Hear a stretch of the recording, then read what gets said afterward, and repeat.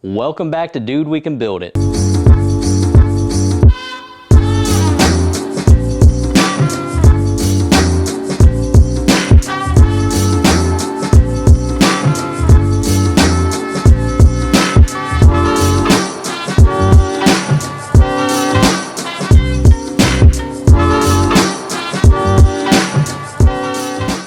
In this video, we're combining modern industrial with classic interior design. We're going to talk about the materials and the finishes that we used and why we chose them. First up is the insulation.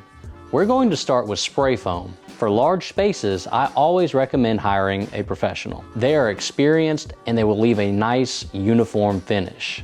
Also, a pro buys in bulk and will probably cost less money than buying DIY kits and doing it yourself. In my shop house, they're going to start by spraying 2 inches of closed cell foam to the entire interior of the metal building. The closed cell foam is rated as a water barrier and also adds strength to the building.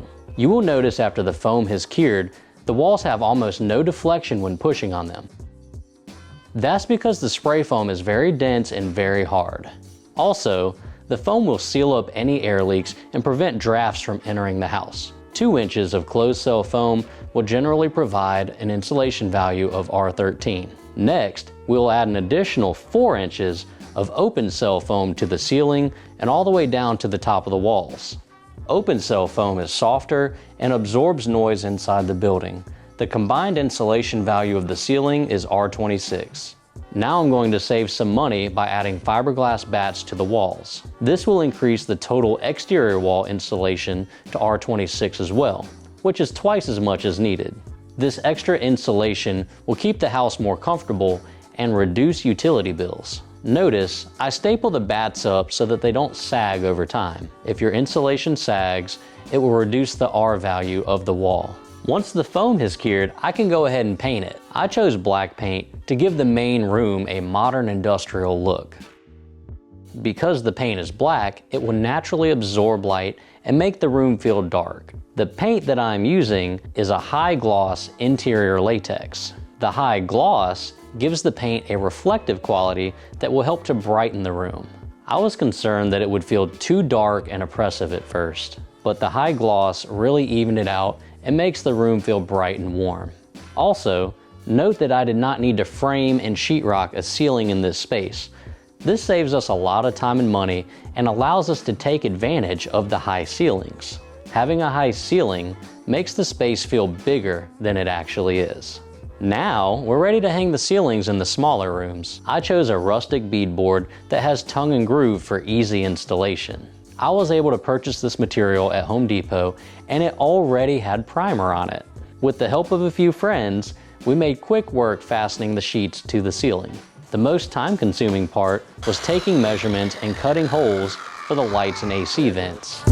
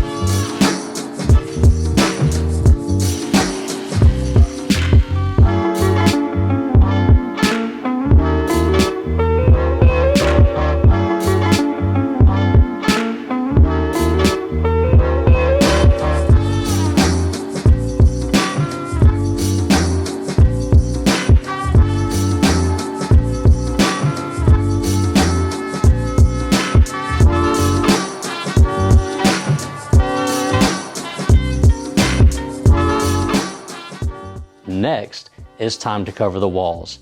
In the living room, I'm using LP SmartSide, which is an exterior rated sheathing that looks kind of like the old T111. Smart Side is 3/8 of an inch thick and is very sturdy in case I need to hang anything on the walls in the future. It is also tongue and groove, so I don't need to hide the seam in between the sheets, which saves a lot of time. Using a drill and a jigsaw makes quick work of cutting holes for outlets and switches. In the bedrooms, I'm using 5/8 sheetrock with square edges.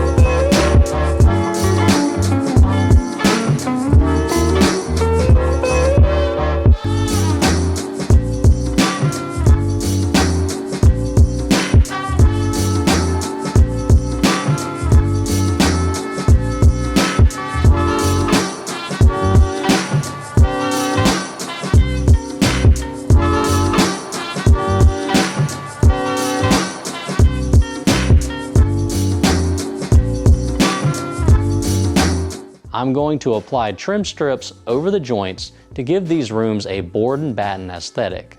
A huge benefit with this style is I won't have to tape and float any joints. Now it's time to paint the ceiling and walls. Make sure to use the correct primer for sheetrock. The bead board and the wood siding came pre-primed, so we can just get straight to painting on those. I'm using white for the beadboard ceilings and antique white for the walls.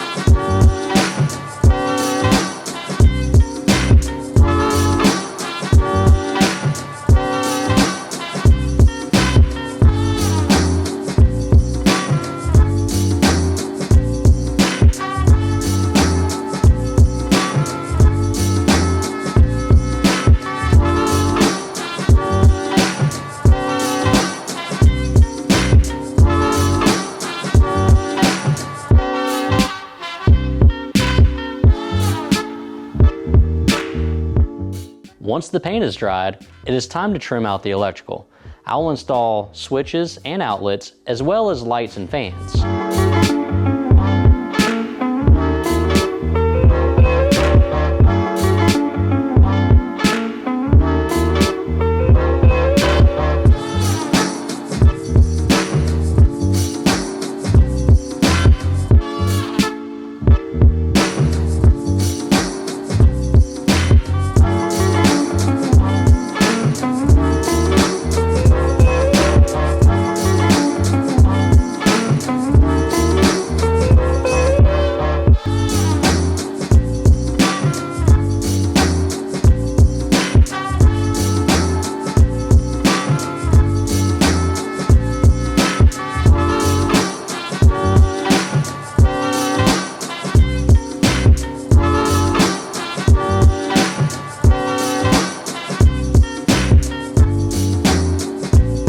This is really starting to look like a home. If you have electricity, this would be a great time to check all of your outlets and switches to make sure that they are functioning correctly. Finally, we are ready to install the doors and trim.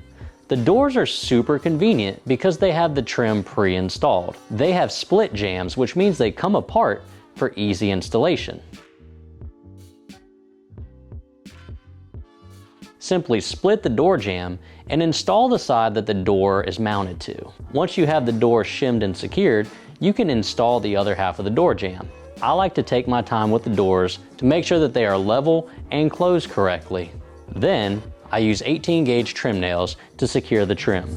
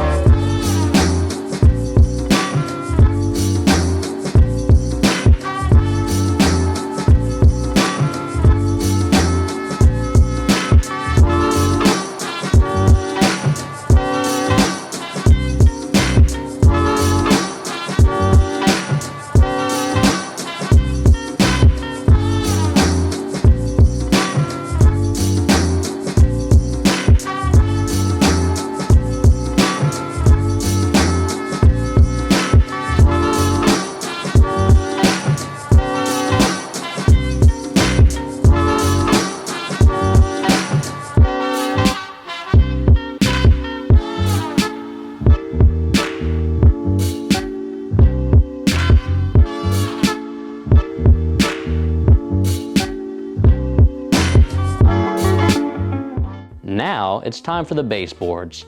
The floor was sanded and sealed before I painted, and because I like the look of natural concrete, I'm going to keep it as my finished floor.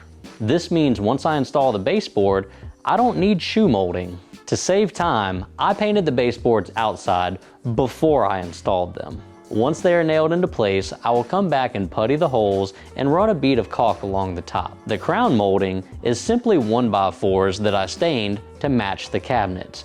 Then, I gave them 2 coats of sealer to give them a nice shine. I recruited a few hands to help attach the crown molding. The electric nailer makes quick work of installing the trim. I love the warm finish that the wood provides, and it matches the rustic appeal of the beadboard ceilings. I ripped 5mm underlayment into 2-inch strips to cover the joints in the sheetrock. The plywood is the same thickness as the top of the baseboard, so it makes a seamless transition. I painted the trim strips outside and then attached them with the trim nailer. This process is super easy, and I love the board and batten aesthetic. I hope you enjoyed the unconventional methods that I used to finish the interior of my house. From the exposed high ceilings and durable wood siding in the main room, to the rustic beadboard and wood trim in the bedrooms. All of the finished materials were chosen for a balance of price, practicality, and aesthetic. Tell us how you would have finished this house in the comment section below. In our next video, we will be installing cabinets and countertops to make a beautiful kitchen. Until next time, dude, we can build it.